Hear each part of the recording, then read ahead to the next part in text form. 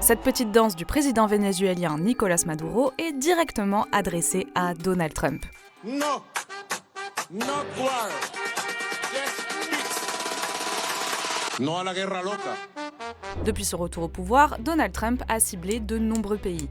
Mais l'escalade des tensions avec le Venezuela est telle qu'elle fait craindre la perspective d'une guerre ouverte entre les deux pays. He's offered everything, you're right. You know why? Because he doesn't want to fuck around with the United States. La diplomacia y las cañoneras.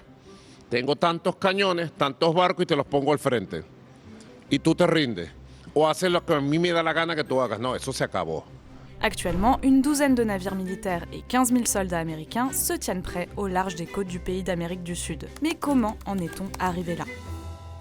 Malgré leur goût partagé pour les petits pas de danse, l'entente entre les deux présidents n'a jamais été bonne. Maduro est à la tête d'un régime autoritaire depuis 2013. Lors de son premier mandat, Donald Trump avait imposé un blocus au Venezuela ainsi que des sanctions économiques. La réélection de Maduro en 2024, à l'issue d'un scrutin controversé, n'a pas été reconnue par Washington. Would you like to see regime change in Venezuela? Well, we're not talking about that, but we are talking about the fact that you had an election which was a very strange election. Les relations se sont drastiquement tendues il y a 4 mois quand les États-Unis ont annoncé début août avoir doublé à 50 millions de dollars la prime pour l'arrestation du président vénézuélien inculpé pour trafic de drogue par la justice américaine. Maduro will not escape justice and he will be held accountable for his despicable crimes. Car Donald Trump mène une croisade contre le narcotrafic vénézuélien qui, selon lui, inonderait le marché des États-Unis et serait directement soutenu et organisé par Nicolás Maduro.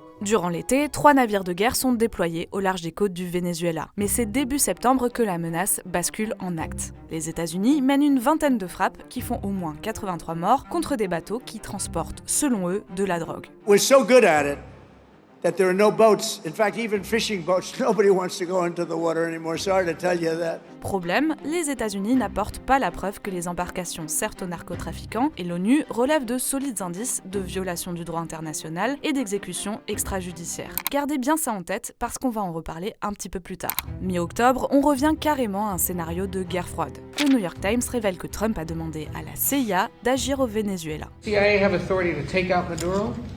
Oh, I don't want to answer a question like that. That's a ridiculous question for me to be given. Not really a ridiculous question, but wouldn't it be a ridiculous question for me to answer?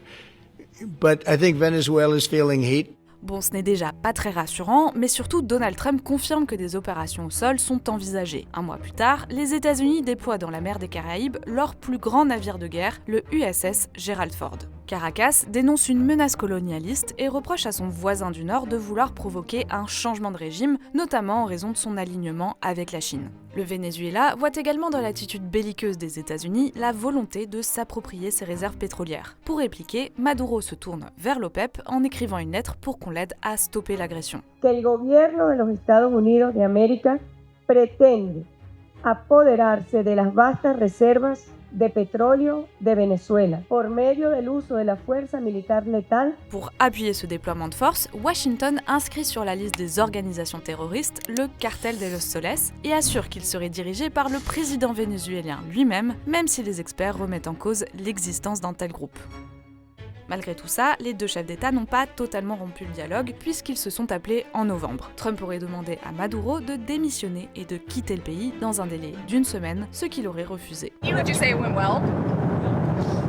I wouldn't say it went well or badly. It was a phone call. Sauf que ces mois de crise avec Caracas sont en train de créer une polémique visant l'administration Trump. Vous vous souvenez des frappes de septembre? C'est maintenant qu'on en reparle. Le Washington Post a révélé qu'une embarcation a été frappée une 2e fois alors que 2 survivants s'accrochaient au bateau en flammes parce que Pete Hegseth, le ministre de la Défense, aurait donné l'ordre de tuer tout le monde. Les experts questionnent la légalité de cette frappe et assurent qu'il pourrait s'agir d'un crime de guerre. La Maison-Blanche a défendu une frappe légale ordonnée par un amiral. Secretary Hegseth authorized Admiral Bradley to conduct these kinetic strikes.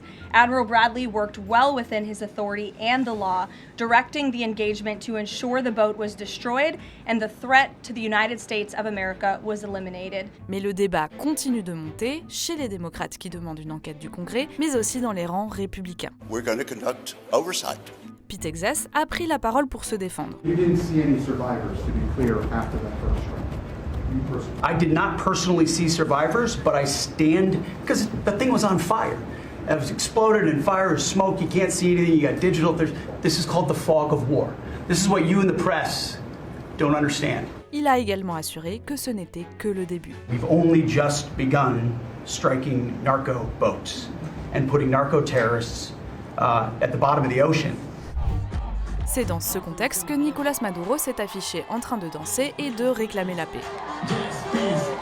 Mais en privé, il ne serait pas si serein. D'après le New York Times, il aurait renforcé sa sécurité, changerait régulièrement de téléphone ou de lieu de repos, de peur d'être la cible d'un raid des États-Unis.